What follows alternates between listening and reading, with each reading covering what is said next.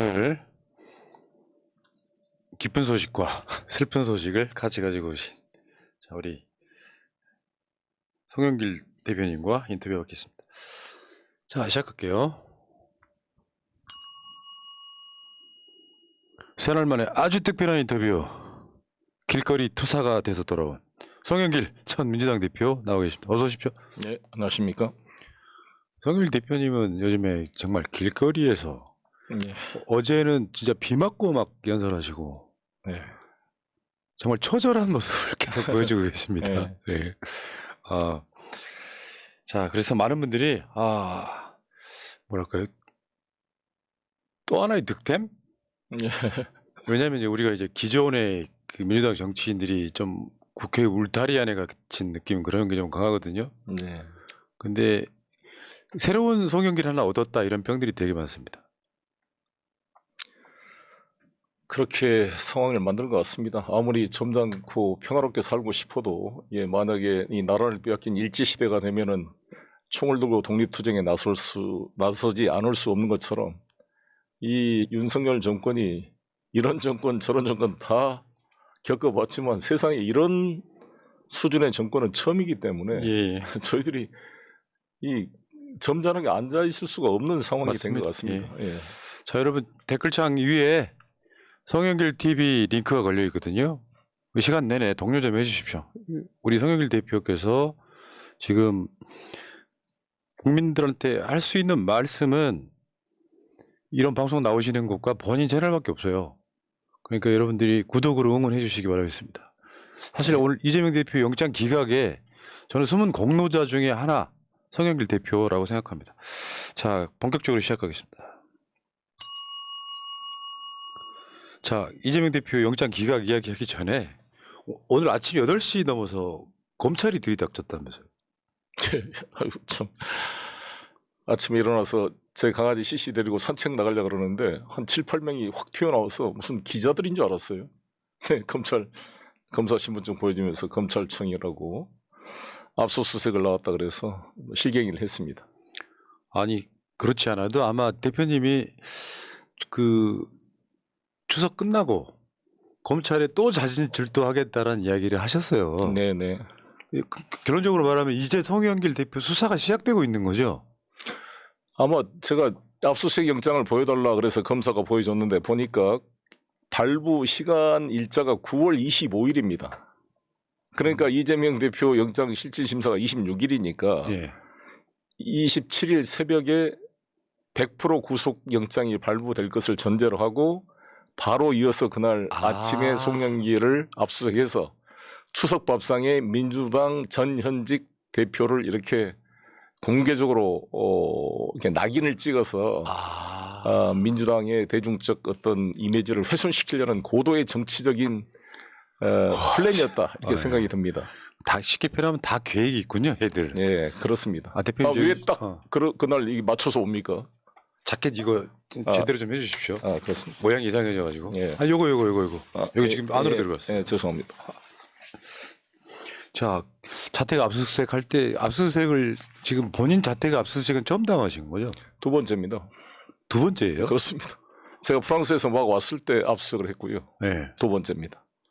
그때도 핸드폰 다 해갔는데 2년 전 일을 왜 지금 핸드폰을 또 압수수색하려고 그러냐고요. 참 다 할 수가 없고 이번 압수수색 피의 사실을 보니까 이거는 돈 봉투는 아무것도 없어요 이제. 그 뭐예요? 피의 사실이 뭐예요? 그러니까 제가 속해 있었던 평화 먹고 사는 문제 연구소의 여수 상공회의소 기업에서 공식 후원했던 걸 가지고 아무튼 이것이 사실상 송영길에 대한 정치 후원금이다. 정치자금법 위반 이렇게 피의 사실을 만든 거죠. 근데 실제로 이것은 공식적으로 먹고 사는 문제 연구소가 사단 법인이고 여기에 공식 후원이 된 거고 나는 이 얼마인지도 잘 알지도 몰라요. 어떤 회사가 후원을 했는지 이번 저에 관련 수사가 되면서 알게 된 사안인 것이죠. 그래서 이걸 억지로 사실 5개월 전에 다 압수수색해서 여수 상공회의소 관련 기업들이 이 공식적으로 먹고 사는 문제 연구소 회계 통장에 다 입금된 내역을 다 압수수색에 갔으면서 5개월 만에 이것을 가지고 이제 저를 얽어매 보려고 한 것 같습니다. 지금 오늘 민주당에서도 송영길 대표 압수수색 뭐 이 관련해 가지고 또 메시지가 세게 나오고 그랬는데 네. 지금은 정말로 전면전일 것 같아요. 제가 읽었고의 문제가 아니라. 그래서 제가 이 선전포고라는 책 이름을 잘 지은 것 같습니다. 네. 야, 정말 저는 이 정권 이전에는 그래도 검찰이라고 하는 게 어떤 일정한 수준을 갖고 뭔가를 한다는 생각을 했었거든요. 일말에 약간 기대가 있었는데 지금 보니까 뭐 거의 저폭 뭐 수준이죠. 예. 거의 제가 오늘 그랬어요. 그 검사한테 그 무신 정권의 산업이 같다 지금 이 검찰의 모습이.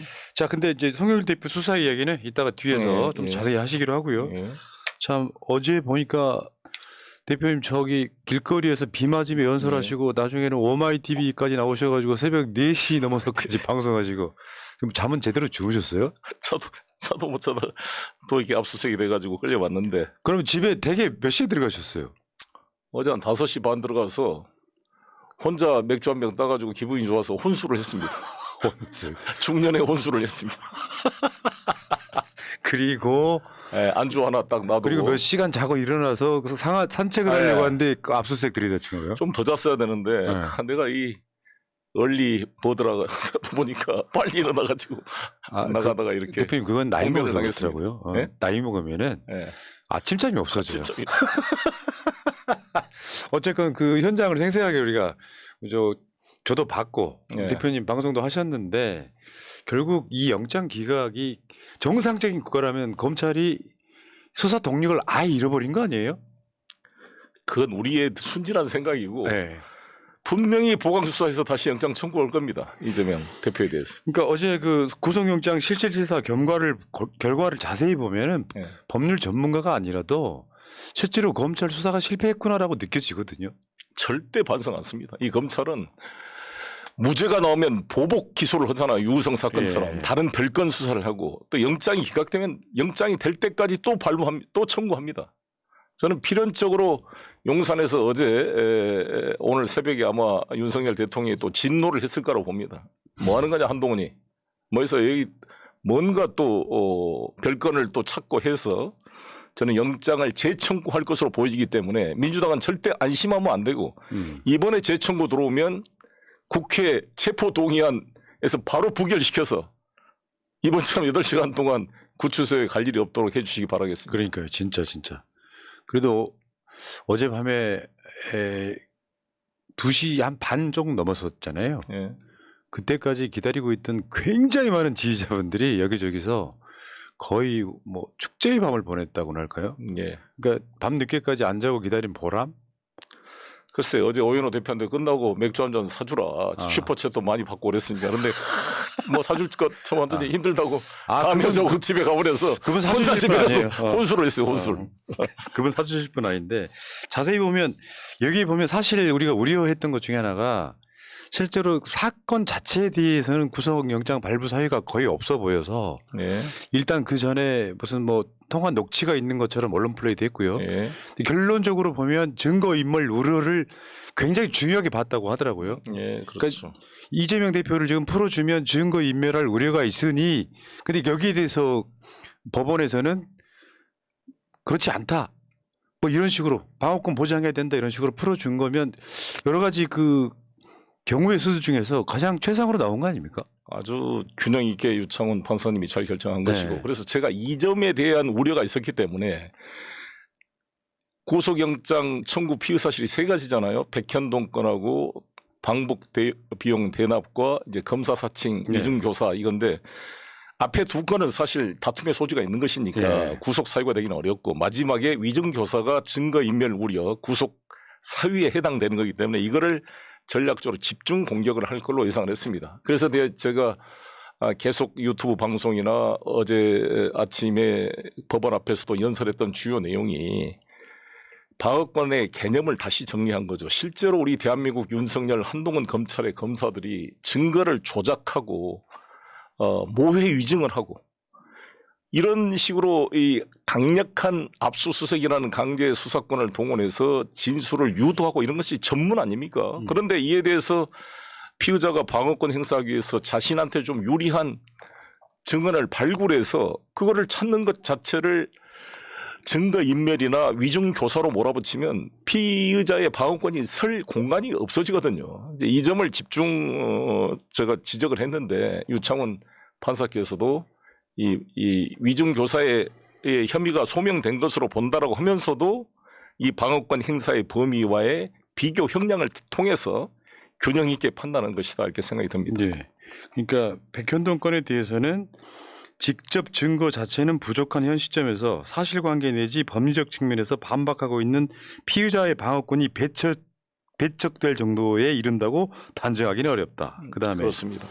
대북 송금 관련해서는 피의자의 인식이나 공모 여부 관여 정도 등에 관하여 다툼의 여지가 있다. 예, 그러니까 이재명 대표 측 주장도 일리가 있다 이렇게 보는 거죠. 그렇습니다. 예. 그다음에 증거인멸 관련해 가지고요. 저 대북 송금 증거인멸 피의자가 직접적으로 개입하였다고 단정할 만한 자료는 부족하다. 예. 이게 있었고요. 예. 그다음에 증거인멸에 염려가 있다고 단정하기는 어렵다. 그러니까 돌려 말했지만 사실 검찰의 수사를 엄청 꾸짖은 거 아닙니까?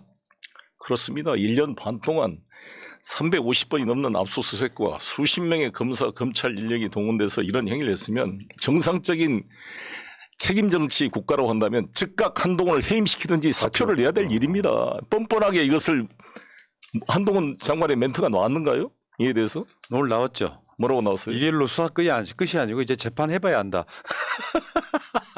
참을 수 없는 존재의 가벼움인데. 그러니까요. 아니 왜 국회에 가가지고 증거는 차고 넘친다고 하고 그 이야기도 있었어요. 이번에 저 체포 동의안을 올릴 때 네. 이재명 대표 측 주장이 맞다고 생각하면 100% 기각할 것이다라는 이야기도 했었어요. 네. 근데 한동훈 말대로 됐네요. 참. 네. 그러면 윤석열 대통령은 진노를 표시해서 빨리 무능한 한동훈 장관을 교체해야 되는 거 아닙니까? 그러니까요. 그러니까 이게 답을 정해놓고 네. 그 답에 이르는 과정 자체가 지금 우리가 보고 있는 건데 검사라고 하는 자리가 유죄를 입증하는 자리는 아닌 거잖아요, 사실상. 원래는 검사들이 선수할 때 불의의 어둠을 걷어내는 용기 있는 검사, 피고인의 인권을 보호하는 검사라고 자기들이 선서를 합니다. 그리고 검사가 공익의 대표자로 한 이유는 피의자한테 불리한 증거만 수집하는 게 아니라 유리한 정황 증거도 이렇게 발견이 되면 파악해서 피의자의 누명을 벗겨주는 역할을 하는 것이 공익의 대표자로서의 검사의 임무이고 객관 의무입니다. 그런데 과연 우리나라 형사부 검사나 일부 뭐 훌륭한 검사님도 계시겠지만 이 윤석열 한동훈 사단의 이 특수부 검사들은 대부분 그냥 사냥을 하는 거죠. 뭐 유리한 증거는 아예 제출도 안 해버리고 없애버리고 약간 피의자한테 유리한 증거를 하면은 불러다가 또 조지고 그럼 법정에서 또 유리하려면 불러다가 위증교사로 막 협박하고 이러는 거죠.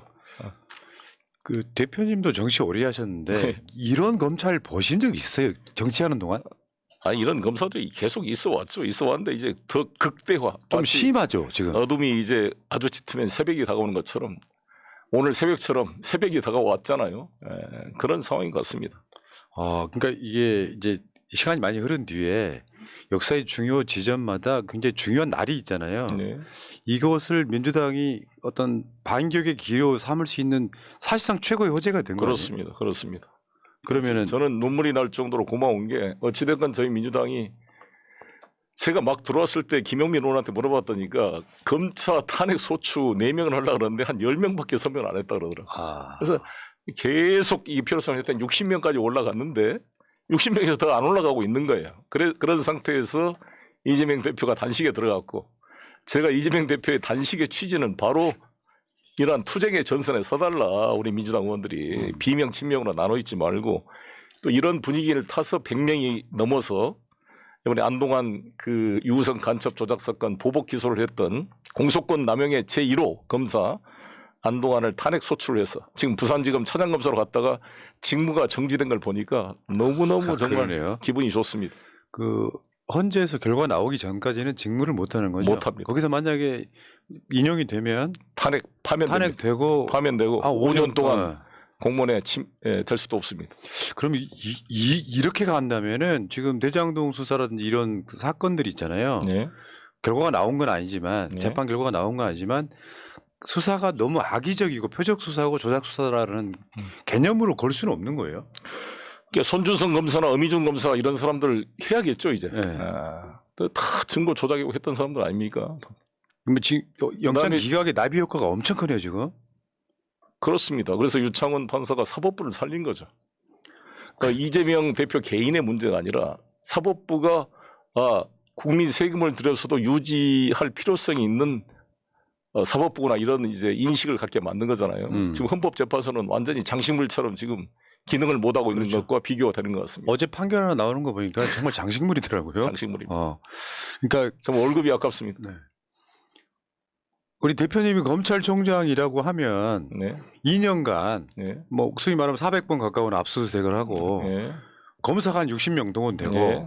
직원만 3개가 동원되고 뭐 이 상황에서 이런 결과가 나왔다면 바로 징계해야죠. 네. 사실상 저는 이렇게 봐요. 이거는 대법원까지 가더라도 무죄일 수밖에 없는 흐름인 거잖아요. 네, 네.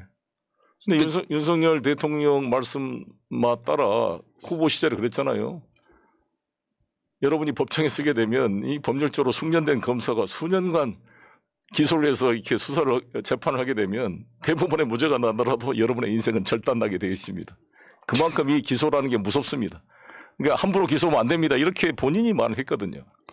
근데 함부로 기소를 남발하고 있고 그 기소가 남용이라 해서 최초로 공소권 남용으로 공소 기각 판결을 대법원에서 받은 이 판사 안동원에 대해서도 오히려 승진을 시켜서 이렇게 유지하고 있었던 거잖아요. 근데 이것을 대한민국 국회가 헌정사상 처음으로 탄핵 소추한 겁니다. 민주당 정말 잘했습니다. 내가 이거라도 못했으면 다음 총선 때 민주당 과반수 달라고 말할 명분이 하나도 없다 그랬는데 그나마 하나의 명분이 생겼다. 근데 이제 시작인 거죠. 시작인 겁니다. 그리고 이제 이균용 대법원장 부결시키면 네. 또 하나의 또 점수가 올라가는 거죠.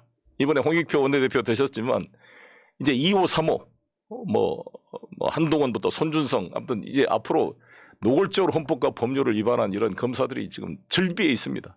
하나하나 이렇게 책임을 물어야 된다고 생각합니다. 맞습니다. 결국 지금 민주당이 할 수 있는 것 중에 하나가 한동훈 탄핵 아닐까요? 그렇습니다. 근데 이제 빠져나갈 수 없는 법리를 구성해서 괜히 또 노이즈 마케팅에 또 이용되면 안 되니까 제대로 조준을 해야 된다고 봅니다. 전 그 이해가 안 되는 것 중에 하나가 법무부 장관이 체포동의안을 설명하면서 네. 뭐 정말 두꺼운 거를 다 읽으려고 하는 그렇습니다. 과정들 있잖아요. 그 자체가 피의사실 공포잖아요. 맞습니다. 그것이 뭐 국회법에 따라 우리 김진표 의장이 제대로 제지를 했어야 되는데 그걸 방치한 게 아쉬움이 있고 제가 이 방송을 들은 우리 국회의원 여러분들께 좀 부탁드리고 싶은데 국회의원들이 대정부 질문을 할 때 총리님, 한동훈 장관님 그러더라고요. 제가 5선 의원이지만 이런 건 있을 수 없는 일입니다. 총리, 한 장관. 그렇죠. 님자 나오세요. 붙이면 안 되는 거죠. 절대 붙이면 안 됩니다. 그 헌법기관이 누구한테 님을 붙입니까? 저부터 빨리 바꾸길 바라겠습니다. 뭔 장관님입니까? 이게 어떻게 보면 정권 말 현상이라는 표현도 쓰더라고요. 시작된 지 얼마 안 됐는데 정권 말처럼 보이는 다양한 시스템이 작동하는 게 아니라 권력을 정점으로 해가지고 누가 더 아니 지금 무대에 올라가서 지금 퍼포먼스를 하겠다 무대에 올라왔는데 레퍼토리가 다 떨어졌잖아요. 네. 뭐 노래도 못 부르고 뭐 내용도 없어요. 계속 시간만 끌고 있으니까 관객들이 빨리 내려와라 이제 볼 것도 보여줄 것도 없는데 뭘 거기서 그냥 추태를 보이고 있느냐. 그 뭐 제대로 된 노래도 아닌 그냥 꽥꽥거리는 소리만 지르고 있냐 이런 심정이잖아요 지금. 빨리 막 내려라 빨리 다른 배우로 바꿔라. 그러니까 이런 상황이라고 봅니다. 윤석열이라는 사람 자체가 대통령이 갖는 국가적 의미가 두 가지가 있잖아요. 행정부의 수장이 하나 있고 국가 원수로서의 역할이 있는데 그렇습니다. 현재 국가 원수로서의 역할을 갖고 한동훈의 수사가 정치적 비중으로 보면 역대급 사건이었기 때문에 이런 식으로 뭔가 자기 지지층에만 호소하는 이상한 국회에서의 역으로 이러면서 이게 반전이 이루어졌을 때는 당연히 대통령으로서는 사임해라고 메시지를 줘야 되는 게 정상적인 거죠. 그렇죠. 사실 그런 정상적인 대통령이었다 한다면 159명이 이 정말 사망했던 우리 아이들이 억울하게 죽어간 이 이태원 참사에 대해서 그 주무장관 이상민 장관을 해임을 안 시킨다는 것은 정말 어느 나라 국가에도 있을 수 없는 일이거든요. 그렇게 윤석열 대통령이 강조하는 전체주의 국가라도 북경이나 모스크바에서 평양에서 이런 일이 있었으면 전체주의 국가로 하지만 그 놔뒀겠어요 책임자를. 진짜 그 사건은 정말 그러니까 길이 나올 사건이죠. 그러니까 이거는 뭐 있을 수 없는 게 이게 그대로 연결돼서 최수근 상병 사건과 박정훈 대령 수사 개입까지 연결되고 있습니다. 계속. 어제 국구는 날에도 저 방산업체 직원이 또 2명이 사망하는 사건이 생겼어요. 그런데 비가 오는데 그렇게 초라한 모습으로 군인들 그렇게 비 맞고 그게 도대체 그 미군까지 동원해서 도대체 국군의 나에서 왜 미군이 나온지 그것도 잘 모르겠습니다. 어제 부대 열중쇼 또 못했다 그러던데요. 열중시를 안 했던가요? 아예 말을? 저번 국군을 행사 때 부대 열중쇼 안 해가지고 네. 논란이 있었잖아요. 네. 어제도 못했다고. 안 했다고요? 네.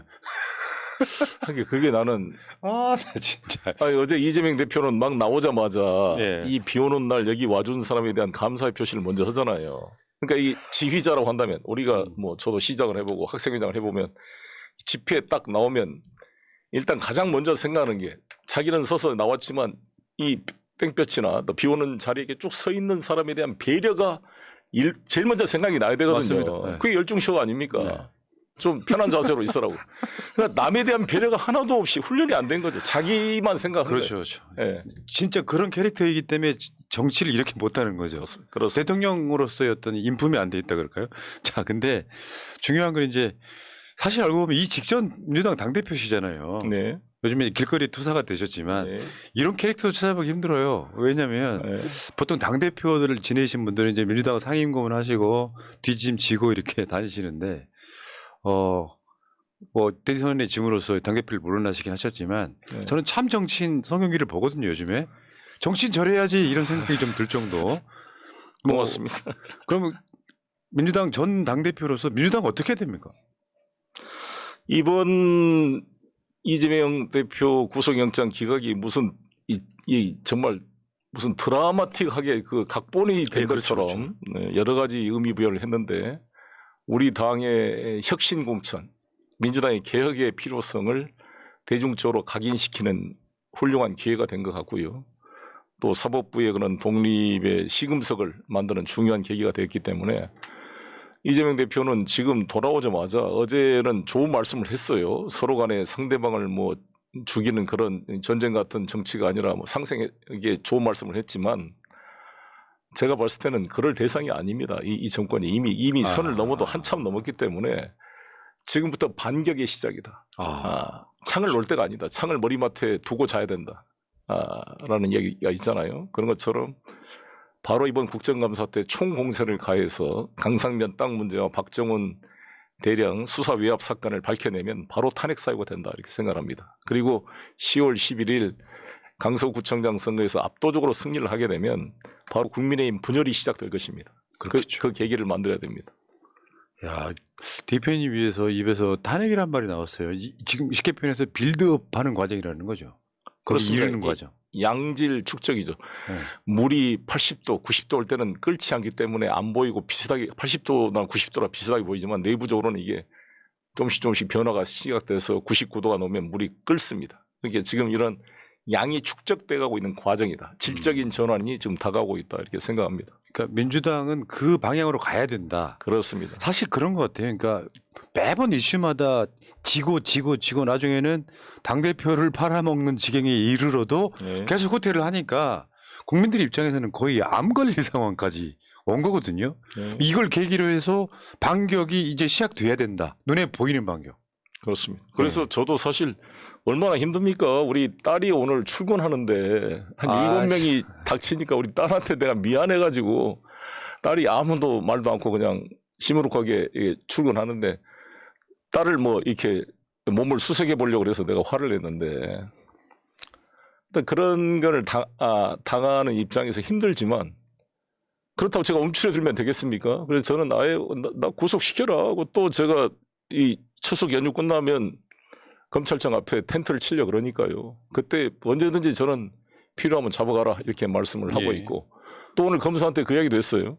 출국금지 시키지 말아라 이제 끝났거든요. 기간이 20 며칠인가? 더 연장하지 말아라. 엊그제 우상호 의원 장인상에 한덕수 총리가 오셨더라고요. 한 총리한테 내가 말씀드렸어요. 저보다 잘 아는 사이니까. 아니 송영길이 이거 법무부 장관한테 이야기해서 더 이상 출국금지 연장하지 말아라 그래라. 언제든지 내가 부르면 오겠다는데 제발로 온 사람한테 왜 출국금지를 시켜놓고 나를 소환도 안 하고 뭐 하는 거냐 이거. 내가 지금 프랑스에 내 그 임대 방 있잖아요. 그 단독 원룸 아파트. 이렇게 비어 있어요? 아니 그 끝났는데 프랑스는 한 5개월치 그 보증금을 그 뒷받침을 하게 돼 있어요. 근데 그러면 이제 끝나고 나면 이제 혹시 빌트인으로 돼 있으니까 주방기 예. 이런 게 다 혹시라도 무슨 손상된 거 있으면 거기서 다 공제를 하거든요. 그럼 같이 가서 그걸 계산해야 돼요. 유리가 좀 깨졌다 그러더라고요. 집주인이. 진짜 그 깨진 값이 미치겠네, 얼마다 그래서 뭐 보냈던데 그걸 정산해서 내 돈도 받아야 되고 그 짐도 다 지금 누구한테 맡겨놨습니다. 그래서 내가 가야 되고 또 나를 뭐 명예박사학위 준다 그러니까 그 문제도 한번 일정을 상의해야 되고 그러니까 나 부르면 바로 프랑스에 올 테니까 제발 출국비 시키지 말아라 이 말을 했습니다. 들어주겠어요? 글쎄. 솔직히 한덕수 총리가 뭐 그럴 힘이 있겠어요? 아니 공개적으로 새날에서 이야기합니다. 다시. 예. 자, 그 이야기 또 이따가 다시 한번 다른 거 한번 여쭤볼게요. 일단 민주당 국회의원들 중에 이재명 대표를 팔아먹은 사람들이 있지 않습니까? 예. 어떻게 보시 당대표를 지냈던 분으로서 이게 있을 수 있는 일이에요? 아니 대선 때도 그랬잖아요. 대선 때 사실 김종맹인가 경인경제신문에 대장동 사건을 최초로 칼럼을 쓰고 화천대유는 누구 것입니까 쓴 사람이 우리 쪽에 제보를 받고 썼다는 거 아닙니까? 이낙연 캠프. 누군지는 네. 모르겠습니다만. 이낙연 캠프로 저 알려져 있고 심지어 대선 때 왜 그 고속도로 무슨 하수구에서 뭐 주웠다는 거 있잖아요. 예. 그것마저도 제공했다는 썰이 모 기자를 통해서 그러니까 나오고 그때의 있습니다. 그 모습이 또 그 밑에 있었던 분들이 공개적으로 전향해서 윤석열 옆에 줄을 서도 공개적으로 비판도 안 하고 아무 말도 없었잖아요. 그럼 저게 무슨 소리야? 암묵적으로 승인하고 있다는 소리인가? 양다리 걸친다는 소리인가? 이 정치인은 메시지가 분명해야 되잖아요. 자기가 신복하고 있었던 대변인 비서실장이 윤석열 캠프로 갔어. 그럼 공개적으로 그 친구를 비판을 해야 될 거 아니겠습니까? 아무 말이 없잖아요. 그럼 뭐 속으로 다 묵인하고 있다는 뜻인가? 그러면 이 사건은 대선 경선 불복으로 볼 수도 있는 거죠. 계속 흐름상. 그 연장이죠. 그죠? 사실 그때부터. 그럼 이분들 징계해야 될까요? 뭐 당에서 결정할 문제입니다. 저 어떻게 보면 징계는 꼭 해야 이게 신상필벌 뭐 이런 정도는 있어줘야 되는 어차피 거예요. 이번 총선이 다가오기 때문에 개혁 공천을 통해서 그 시스템으로 걸러내야 된다 이렇게 생각합니다. 뭐 구체적인 징계 이야기까지 나오고 있거든요. 그래서 그 문제는 뭐 제가 예, 탈당한 입장에서 알겠습니다. 예, 탈당하셨지? 지금 탈당했어요. 저는 탈당했다는 걸 까마득히 잊고 있었어요 지금. 지금은 검찰 독재가 아니라 특수부 검사 정권이잖아요. 대다수 저도 사법연수원 동기들도 있고 후배들도 있기 때문에 이야기 들어오면 일반 검사들의 불만이 쌓이고 있습니다. 검찰 조직을 다 망가뜨리고 있다. 이성윤 검사장 같은 경우는 하나의 같은 존재다 이런 얘기를 하잖아요. 윤석열 사단이. 그걸 징계한다고 그러고 있어요. 진짜. 그 토크 콘서트. 아니 손준성은 지금 공수처에서 고발 사주로 지금 기소돼 있는데 검사장으로 승진시켜서 대구지검 차장검사로 보냈습니다. 그래 놓고 지금 정성윤 독직폭행 사건과 이성윤 뭐 이런 사람들은 지금 징계한다는 거 아닙니까? 이 법원에서 무죄 판결이 나왔는데도 참 적반하장의 정권입니다. 야, 근데 이게 보통 이제 정권이라고 하는 게 진보 보수를 떠나서 사실은 국민을 대하는 태도는 비슷하거든요. 공정한 척도 하고. 근데 이렇게 노골적인 정권은 저는 아마 본 적이 없는 것 같아요. 윤석열 대통령이나 한동훈 장관이 한 번도 출마를 해본 사람들이 아니잖아요. 그냥 검사로 평생 갑질하고 재벌이든 대통령이든 대법원장까지 구속시켜서 벌벌 떨게 만들었으니까 이게 별거 아니구나. 우습게 보인 거죠 대한민국이. 검사 앞에서 전부 다 머리 박고 좀 벌벌 거리는구나. 이게 뭐 대통령도 구속시켜 보니까 별거 아니야. 이명박 박근혜. 뭐 양승태 대법원장 구속시켜보고 기무사령관 뭐 투신 자살했잖아요. 뭐 변창훈 검사 자살했고 아마 윤석열 대통령이 수사하는 과정에 5명이 자살했습니다. 그러니까 별거 아니구나라고 해서 정권을 우연하게 무슨 음모나 이게 수많은 요인이 겹쳤겠습니다만 이게 잡고 나니까 대한민국이 만만하고 우습게 보이는 거죠. 김건희 여사는 얼마나 이 대한민국이 재밌고 우습게 보이겠어요. 그러니까요. 이거 보니까 본인이 대통령인 게 입증이 된 것 같은데요.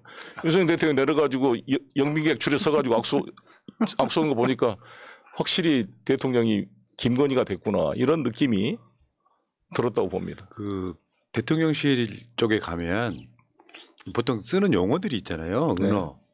이제 누구나 다 알고 있는 은어 VIP. 네. 지금 그쪽에는 VIP보다 위의 은어가 하나 있답니다. 뭡니까? KK. KK가 뭐죠?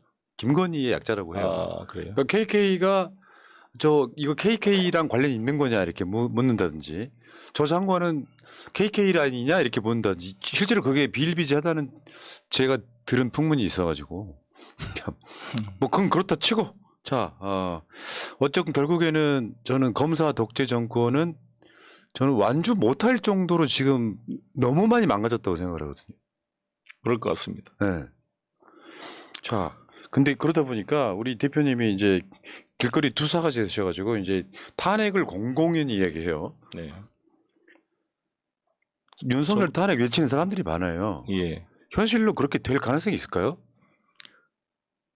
계속 이렇게 쌓여야죠. 이게 축적이 되고 그러면 국민들의 불길이 일어날 때가 올 겁니다. 그리고 이것이 일어나게 되면 지금 국민의힘에 그래도 최소한의 상식적인 사람들, 이현주, 유승민, 뭐 이준석 이런 그룹들이 그래도 그나마 있잖아요. 이들이 동조하는 사람이 늘어날 겁니다. 이번 강서구청장 선거에서 15% 이상 만약에 진교훈 민주당 후보가 김태우 국민의힘 후보를 압승을 한다 그러면 수도권에서부터 이탈이 시작될 거로 보여집니다.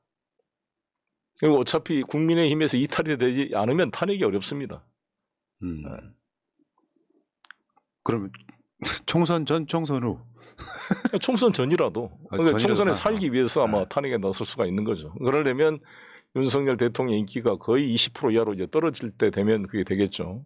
근데 그럴 가능성이 존재하는 거잖아요. 너무 네. 지금 심하고 있으니까 지금 경제가 너무 힘들잖아요. 뭐 장사하시는 분들 이야기 들어보면 매출도 안 오르고 지금 이제 대출 기한은 다가오죠. 부동산 이 PF는 안 되죠. 지금 지식산업센터 분양이 안 돼가지고 텅텅 비어 있고 상가들이 비어 있거든요. 미국 연준은 금리 안 내린다 그러지. 금융 비용은 증가하고 있고 거기에 시장은 좁아지고 있고요.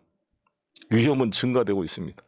사실 이런 게 있거든요. 시민사회나 시민들은 윤석열 탄핵을 외치는 분들이 다수이고요. 네. 현실은 네. 제도권의 민주당은 그것을 아직 따라갈 생각은 없어 보이고요. 지켜보고 있는 거죠. 네. 좀 쌓이기를. 근데 이게 사실 1년 한 4, 5개월 동안 윤석열의 어떤 폭정, 실정들은 리스트업 해보면 수십 가지가 네. 이것만 하나만 갖고도 탄핵이다 싶은 것들이 네. 너무 많지 않습니까? 네. 근데 그 밑바탕에는 안 좋은 경제가 있을 거고 네. 이 과정들을 겪으면서 이 권력을 찾기 위한 용도의 탄핵 싸움이 아니라 네. 정말 정치를 저렇게 하는 사람들은 끌어내려야 된다라고 하는 박근혜 탄핵을 생각해보면 오히려 윤석열에 비하면 정말 아무것도 아니었던 그렇습니다. 그런 느낌이 좀 그렇습니다. 가깝습니다. 네. 근데 이거 이제 우리 대표님께서 길거리 전도사가 되셔가지고 설파하고 다니시는 거잖아요. 그렇습니다. 네, 참. 왜냐하면 이게 단순한 이거 정치를 잘못해서 뭐 부정부패가 있어서 뭐 민주주의와를 파괴하고 인권을 탄압해서만으로도 문제가 큰데 그걸 넘어서 국가 주권을 팔아먹고 있잖아요. 이 대한민국 대통령인지 일본 총리인지 구분이 안 되는 상황이 되고 있잖아요. 그래서 이게 제2의 조선 총독부 같은 상황이 되기 때문에 거의 홍범도 장군의 그런 기계로 독립전쟁의 그런 자세로 다시 일어서야 될 그런 상황이 돼 있어요. 그러니까 이거는 이번 탄핵은 무슨 정치적인 뭐 반대 이런 게 아니라 국가를 구하는 대한민국을 구하는 탄핵이다 이렇게 생각이 들고 맞습니다. 이 윤석열 그 주변 사람들이 마치 자기들이 대한민국을 뭐 만든 세력이고 우리 민주당이나 이쪽 문재인 정권 뭐 이하를 반체제 세력인 걸로 매도를 하는데 우리 대한민국을 지켜온 세력이 바로 우리 민주당과 우리 임시정부의 법통을 개성한 세력들 아닙니까? 진정한 태극기. 뭐 일제시대 때 일장기를 들고 된노하이까 반자를 외치다가 해방되니까 갑자기 파란불금 칠해서 위장된 태극기를 만들어가지고 반공 애국투사로 변신하는 그러던 태극기가 오염된 태극기가 아니라 윤봉길의 태극기, 안중근의 태극기, 이봉창의 태극기, 청산리 보호동 전투에 휘날리는 그 피 묻은 태극기의 정신을 이어받은 임시정부의 법통과 그것을 이어받은 이 민주당이 대한민국을 지켜내고 다시 구해내야 된다 이렇게 생각을 합니다. 예. 진짜 이게 워낙 숫자가 많아서 다 기억을 못 하겠지만 최근 걸로만 보면요. 김행희 여가부 장관 계속 거짓말 드러나거든요. 그렇습니다. 정상적 정권 같은 그냥 사퇴각이잖아요. 만약에 그게 그래서 유인촌이 정상으로 보인다며요. 그러니까 민주당 만약에 민주당 정권 후보였다면 바로 압수수색 각이고요. 아, 그리고 이완용을 변론하는 국방부 장관 후보 신호직이에요. 예. 그리고 그 전에 바로 직전에 말도 안 되는 그런 논란이 있는 이동관을 방통위원장이 임명하고요. 이 과정들을 보면 정상인 게 하나도 없고 국가 시스템은 없고 국민도 없고 말하자면 저는 윤석열이 국민 조롱하는 것처럼 보이더라고요. 윤석열 대통령이 이런 말을 했어요. 문재인 정부가 삼류 바보들을 데리고 장관들을 임명해서 나라를 망쳐놨다. 뭐 자기들 장관 임명자 뭐라니까 이런 인재들을 본 적 있습니까? 전 정권에서 이렇게 자랑을 했는데 지금도 윤석열 대통령 이런 인재들이라고 이렇게 김행과 유인촌 신원식을 내놨습니까? 신원식 그 장관 후보자는 이건 보수 진보를 넘어서 좀 비정상인 것 같지 않습니까? 이상한 사람이죠. 뭐 붕짜자 붕짜하고 있는 저런 사람을 세워가지고 이게 국가 안보가 어떻게 될지 정말 기가 막힌 일입니다. 아니, 그러니까 조선이 힘이 없어가지고 일본 좀 정신 감정을 봐야 될 사람 아닌가요? 그러니까 우리나라가 힘이 없어가지고 일본에 먹힌 게 당연하다는 사람이 국방부 장관 후보면 이건 좀 이상한 거잖아요. 국가를 팔아먹을 장관이지. 이거 제가 이제 다음 달 10월 12일이 1897년 대한제국이 수립된 날입니다.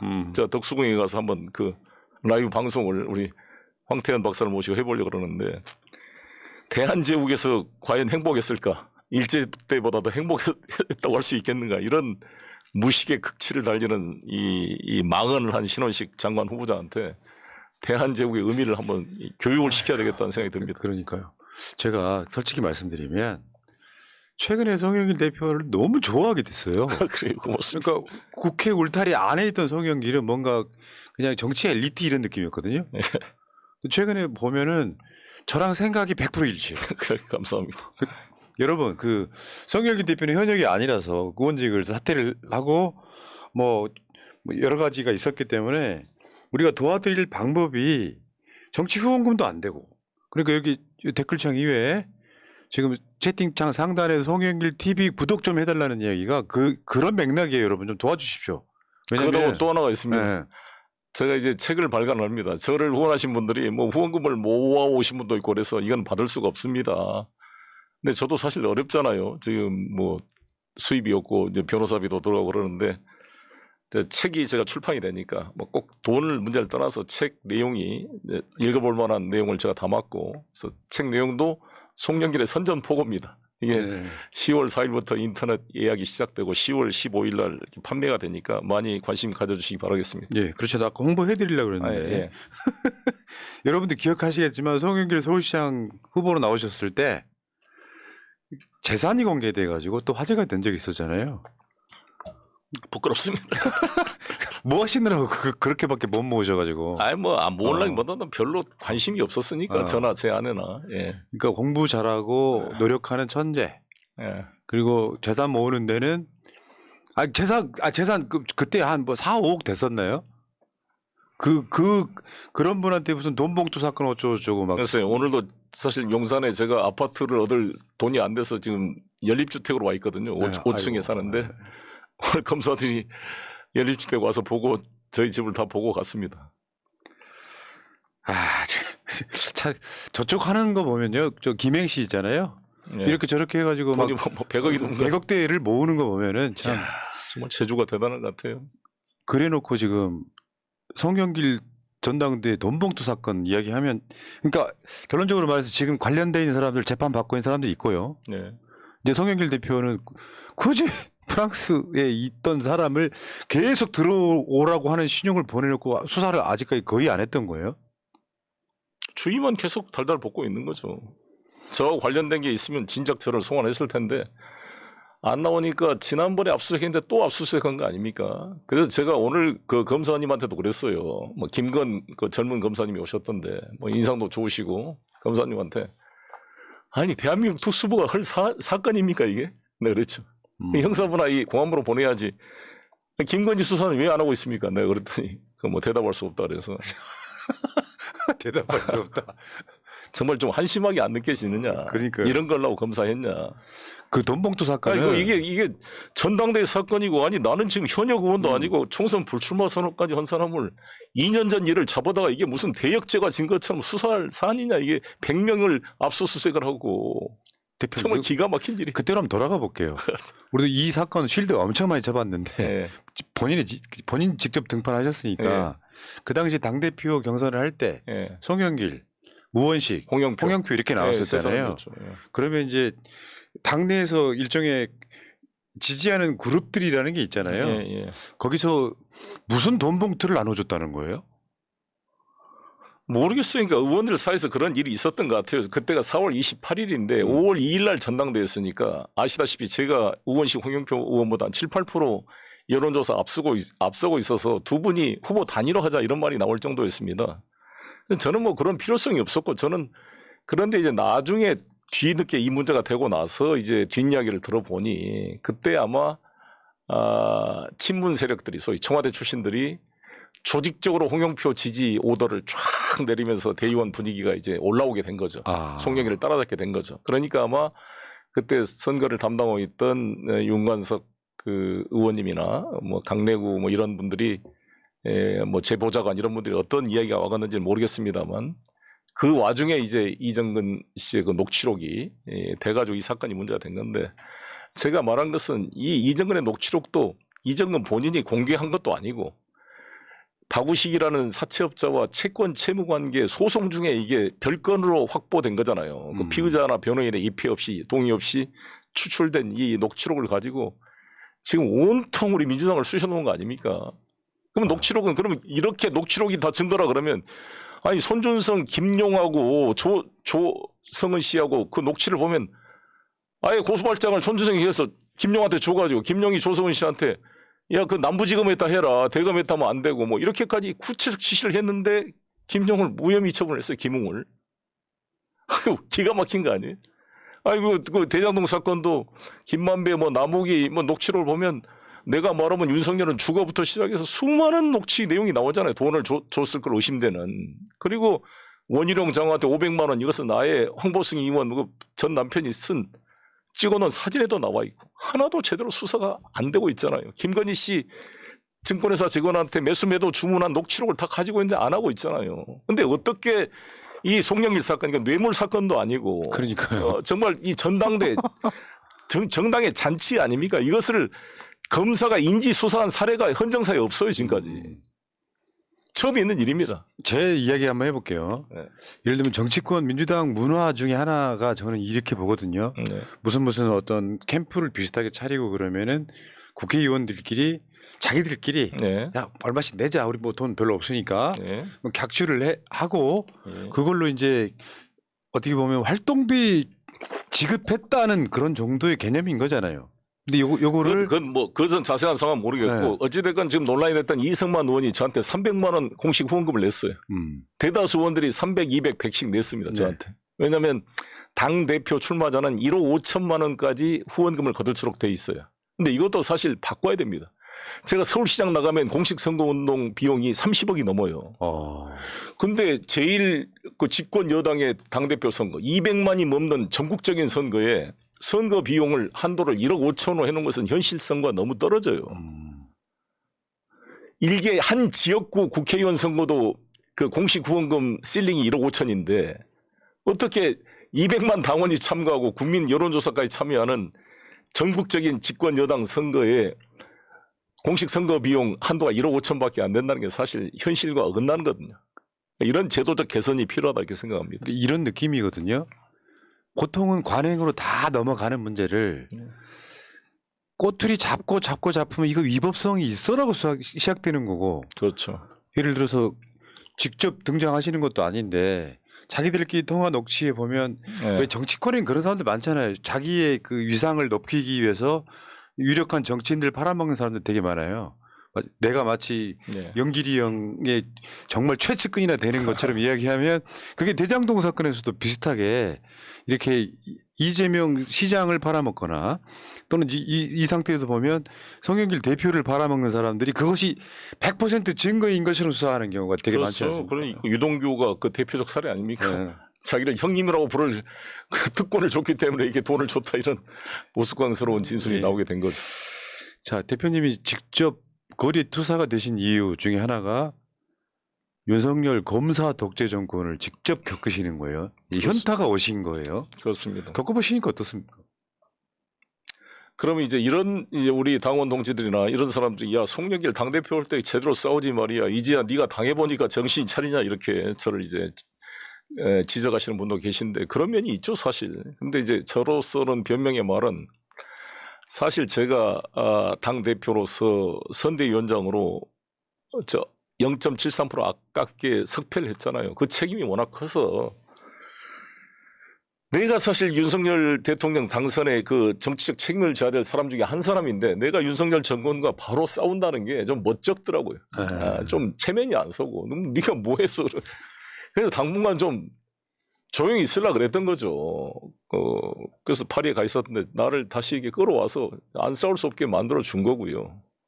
당 대표 때는 사실 여러 가지 그런 말 못할 사정이 있습니다. 이번 책에다 잘 써놨으니까 한번 책을 봐주시기 바라겠습니다.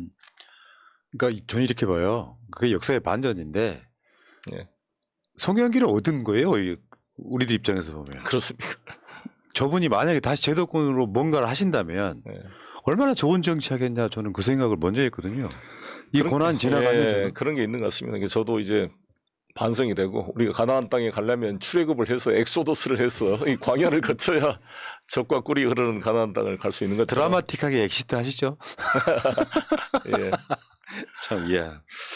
자, 여러분 그 책 송영길의 선전포고 저는 이 책 되게 기대가 돼요. 예. 지금 예약 판매가 추석 지나면 10월 4일부터 받기 시작하고 10월 15일부터 출간되는데 살짝 스포일러를 좀 해주신다면? 아무튼 제가 파리 기자회견에서부터 왜 여기까지 왔는지 내용을 쭉 써놨고요. 제가 당대표 시절에 회한, 우리 문재인 정부의 어떤 자성할 점, 이것도 솔직하게 써놨습니다. 미래로 또 검찰 개혁에 대한 방안, 그리고 마지막 제가 장에 윤석열 대통령 이번에 제가 고소장 원본을 집어넣어놨어요.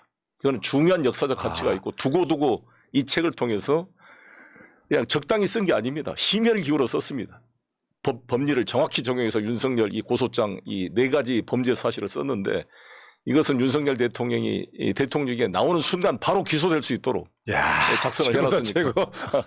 지금 형사소추 대상이 안 되니까 그렇습니다. 일단 걸어두는 거죠. 대금 공소시효는 중단돼 있으니까. 네. 정말 잘하셨다. 그때 예. 제일 시원했던. 그래서 이 고소장은 역사적 기록이 될 것이다. 여러분도 막연히 생각하다가 제가 고소장 쓰는 걸 한번 다 줄거서 읽어보면 무릎을 치게 될 것입니다. 제가 어제 이재명 대표 영장 기각되고 나서 새날 텔레그램 정보방이라고 있어요. 수천 명 들어와 있는 방. 예. 거기다가 쓴 말입니다. 한 대 맞으면 10대로 되돌려주는 게 윤석열 정권에서 해야 되는 정치다. 맞습니다. 그러니까 이 말도 안 되는 건으로 걸어가지고 막 괴롭혀요. 전 현직 당대표를 막 괴롭혀요.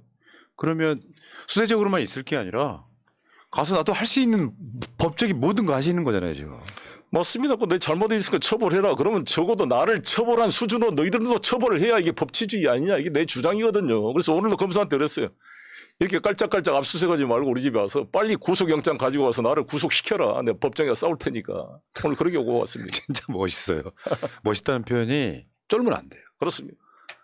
그게 죽기밖에 더 하겠느냐 이런 생각을 해야죠. 박정희 때는 뭐 뒤에 암살이라도 했을지 모르겠는데 그런 시대는 아니니까. 예. 진짜로 그거 하고 싶다면 법적 증거를 가져와서 구속해라. 그렇습니다. 예, 법정에서 싸우고 맞습니다. 무죄가 나오면요. 예. 오히려 오늘 검사 때 이런 얘기 있어요. 나도 당뇨기가 좀 있고 이재명 대표처럼 나이가 드니까 혈압도 있고 몸도 안 좋으니까 빨리 무상급식을 받고 싶으니까 빨리 좀 데려가라 이놈들아. 브라보. 그러니까 야 제가 제 말씀이 맞는 것 같습니다. 정치인 송영길을 다시 얻은 거예요. 옛날에는 그냥 민주당 당대표급 5선 정치인 이 정도였는데 그냥 송영길 하나를 우리가 통째로 득템한 거예요. 아이고 감사합니다. 그리고 요즘에 엄청 좋아한다니까요. 그렇잖아요. 제가 이분을 모셔야 되는데 결국 오늘 다시 한번 뵈게 된 거죠. 압수수색 당한 날 드라마틱하게 왔습니다. 오늘부터 새날이 밝아온 시작이다 이렇게 생각하고. 근데 있어요. 새날에 나오신 분들이 미래가 밝더라고요. 감사합니다. 그런 거 있잖아요. 왜 그 뭔가 기운이 좋은 방송 그래가지고 뭔가 기운 쫙 펼쳐지는. 요번에 사람들이 그래요. 송영길 대표 뭐 시달릴 줄 알았더니 얼굴색이 좋네 그러더라고요. 아니, 마음 편하게. 근데 체력이 엄청 좋으신 것 같아요. 진짜 새벽 한 5시 정도에 주무셨고 거의 한 2시간 잔 것 네, 같은데. 2시간 자고 산책하다가 압수수색 받고 근데 얼굴이 피곤할 기가 없어요. 그래요. 원래 약간 강골이세요? 좀 그런 편입니다. 제가 고흥촌놈이라 이게 힘이 어. 좀 있습니다. 고흥촌놈인데 저 서석고에 라이벌 학교 대동고를 나오셔가지고 예. 우리 항상 강기정 저기 저 송영길 농통학교 출신이라고 제가. 근데 문재인 정부 때는 정말 잘 나갔어요 보면. 예. 그때 김호수도 검찰총장도 대동고 출신 뭐 맞죠? 그리고 이번에 이재명 대표 변론한 변호사 박균택 네. 후배입니다. 아 대동고 라인이 또 뭐 그렇구나. 자 대표님 그 이재명 대표에게 지금 뭐 아마 오늘 속보를 보니까 오늘 퇴원을 했다는 얘기가 있어요. 근데 저는 이재명 대표의 건강이 제일 걱정이 되니까 네. 좀 욕심을 줄이고 며칠이라도 더 쉬어서 몸을 보양해야 멀리 뛸 수 있다. 그러니까 저는 주위 비서진들도 섣불리 인터뷰 일정 이런 거 집어넣지 말고 좀 더 쉬었으면 좋겠어요. 추석 연휴 때 좀 쉬고 우리가 몸을 23, 4일 한 거죠. 그렇습니다. 이게 보식이 중요하고 이게 마음 급해서 막 무리하다 보면 이게 사고가 날 수 있으니까 좀 자기를 돌이켜보고 이제 마음을 비워서 정말 이 반격의 모드로 전환을 했으면 좋겠어요. 어설픈 타협 안 됩니다. 그래서 우리 제대로 무슨 나라를 위해서 서로 선의 경쟁하자 말씀 좋은데 절대 그렇게 할 그러니까요. 세력들이 아닙니다. 그건 이재명 대표가 이제 국민한테 한 국민한테 태도죠. 알고 있습니다. 예. 야 이런 건 있어요. 이재명 대표보다 조금 더 많으신가요? 나이? 한 살. 그러니까 그 친형 같은 약간 그 브로맨스가 있잖아요. 그렇죠. 저한테 형님이라 그러니까. 네. 그리고 대선 때도 이제 그런 얘기 되게 많이 들으셨죠. 이재명 일방적으로 편들었다 뭐 이런 얘기 되게 많이 들으신 거잖아요. 그래서 여기도 다시 한번 헤매가자면 이낙연 그 지지하신 분들이 송영길이 왜 결선 투표를 안 하고 이재명 편을 들었냐 이렇게 지금도 공격하시는 분이 계신데 다시 한번 강조합니다만 그때 선거위원장이 이상민 위원장이었습니다. 대표적인 비명 친이낙연으로 분류되는 이상민 의원님을 제가 선거안 위원장으로 임명한 이유는 이낙연 후보 측에서 혹시라도 송영길이 이재명 쪽에 기울이지 않았냐는 오해를 불식하기 위해서 일부러 한 거죠. 그런데 그 이상민 위원장이 주재한 선거안위에서 만장일치로 정세균, 김두관 후보의 사퇴로 인한 무효표는 계산하지 않는다. 따라서 과반수가 넘었다. 그래서 당선 확정을 결정해 준 거예요. 그걸 어쩌라고 나보다. 오늘 이상민 의원이 내가 그걸 고치라 그러면 바로 김현정 뉴스에 나와가지고 송영길이가 압력 넣었다고 바로 인터뷰하실 분인데. 그러니까 본인은 100% 나는 공정했다. 그렇습니다. 당신들이 그렇게 보고 있을 뿐이다. 의심하는 거 있잖아요. 미리 의심하는 거. 내가 어느 쪽 편 든다고 이게 맞죠? 대세가 왔다 갔다 하는 그런 문제가 아니잖아요. 그리고 후보 하나가 결정되면 최선을 다하는 거고요. 그렇습니다. 당대표는. 그래서 내가 아니 이낙연 후보님이 우리 당 지지율 1등 후보라고 한다면 뭐든지 내가 대장동 뭐라도 방어하지 않겠냐. 그래서 옵티머스 뭐 이런 일이 벌어지면 뭐 김경호 비서 뭐 사건 이런 거 뭐 공격한다. 뭐 삼부토건 공격한다. 그럼 내가 방어하지 않겠습니까? 우리 이낙연 후보. 공격을 안 하니까 그쪽은. 근데 이쪽은 공격하니까 우리 당 1위 후보인데 당대표가 오늘 같이 그러면 매를 들고 같이 그쪽에 화살을 쏘아야 되는 겁니까? 그걸 방어를 해야지. 아유 참.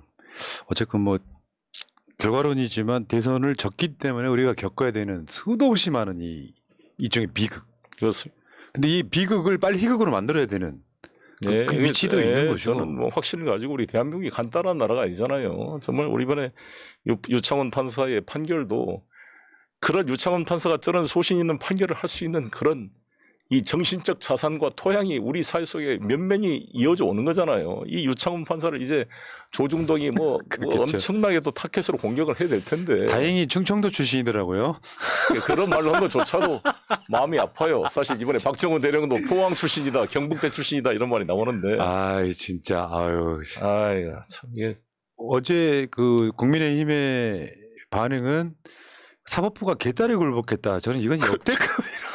아니다. 도대체 이 어떻게 김기현 그 대표는 판사 출신이 그럴까요? 자기 친정을. 아니, 김태우 이분도 그러잖아요. 무슨 이명수 대법원에서 자기가 뭐 불이익 판결을 받았다. 아니 무슨 박정화 주심 대법관이 양승태 대법원장 때 임명된 사람인데 뭔 상관이 어떻게? 그리고 무슨 법원이 뭐 검찰입니까? 검찰총장이 지시하면 뭐 따르는 조직입니까? 그렇죠. 이 판사님들은 저 형도 판사를 했지만 누가 개입하면 더 역효과 나요. 아무도 재판에 간섭할 수 없습니다. 대법원장 할아버지라도. 참. 그러니까 망해가는 당의 전형적인 모습 아닐까요? 그렇습니까? 근데 원래 그런 메시지 내는 사람들이 결국에는 뭐 국민적 흐름이 생기면 제일 먼저 또 윤석열한테 등 돌릴 사람들. 그렇죠. 우리 정치권에서 많이 봤지 않습니까? 그렇죠. 일본이 오면 막 천황폐하 만세하고 김일성 오면 수령님 만세 다 권력에 따라 할 사람들 그게 아닙니까? 조선일보가 그 지금까지 해왔던 건데 진짜 앞서가는 질문인데요. 네. 우리가 정권을 다시 바꿔내면 예. 가장 먼저 뭘 해야 될까요? 다 검찰개혁이 가장 먼저죠. 그렇죠. 맞습니다. 네. 정확하게 전광석화처럼 해야 됩니다. 그 수사권 완전히 뺏는 방식. 예, 완전히 YS가 하나에 해체하듯이 해체시켜야 됩니다. 이 특수부 이 조직을 해체시키고. 그럼 수사권을 여기저기 나눠줘야 되는 거죠? 독점 못하게. 1차 수사권을 각 사법경찰직을 간도에 쭉 나눠줘야죠. 겪어보니까 나눠주고 중요한 것은 사법경찰관이 검사의 비리행위를 바로 영장 청구를 할 수 있는 통로를 확실하게 만들어줘야 돼요. 와, 그렇지. 그러면 정말 그렇습니다. 대단하겠네요. 생각해 보십시오.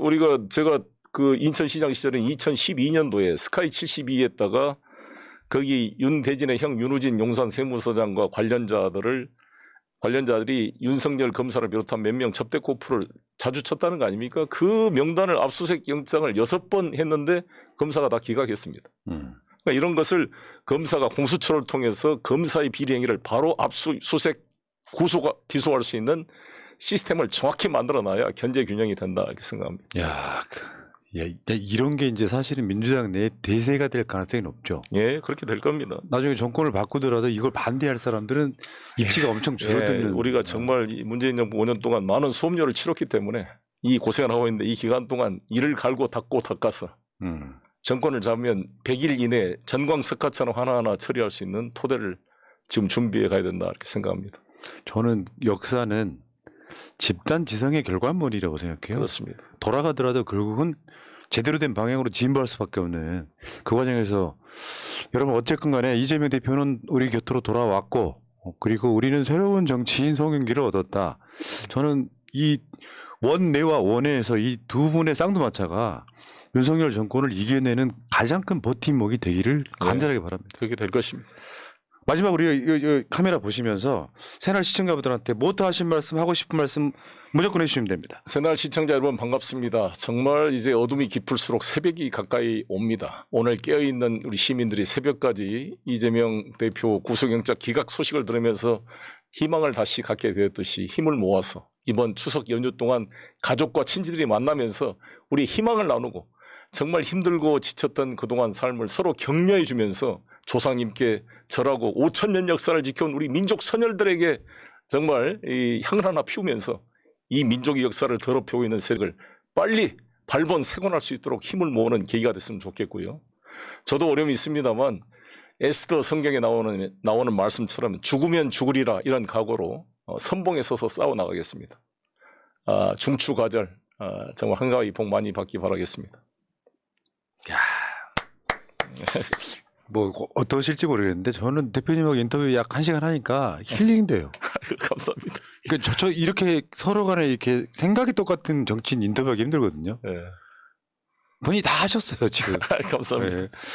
여러분 감사하고 여러분 다시 한번요. 그 송영길 TV 지금 우리 송영길 대표께서 할 수 있는 유일한 무기예요 저게. 지금 10만이 이제 최근에 넘으신 것 같은데 계속해서 구독 좀 해주시고요. 숫자가 많아질수록 윤석열과 싸우는 힘은 커집니다. 여러분 좀 도와주시고요. 채팅창 위에 있고 슈퍼챗 보내주신 이상열님, 김환수님, 정대윤님, 수선화님, 이재명을 합니다님, 거리아님까지 다 감사드리고 이제 압수수색도 받으셨고 이제 뭐 윤석열 정권과 싸우는 거기에 굉장히 열렬하게 응원하도록 하겠습니다. 고생하셨습니다. 고맙습니다. 감사합니다. 민주주의 평화 통일 다 죽어간다 이대로는 놔둘 수 없다 자 다시 한번 해보는 거야 다시 한번 싸우는 거야. 자, 손 맞잡고 어깨를 걸고 우리 함께 이기는 거야. 자, 다시 한번 해보는 거야. 자, 다시 한번 싸우는 거야. 자, 손 맞잡고 어깨를 걸고 우리 함께 이기는 거야. 자, 다시 한번 해보는 거야. 자, 다시 한번 싸우는 거야.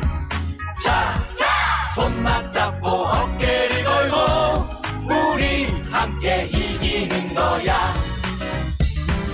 자, 다시 한번 해보는 거야.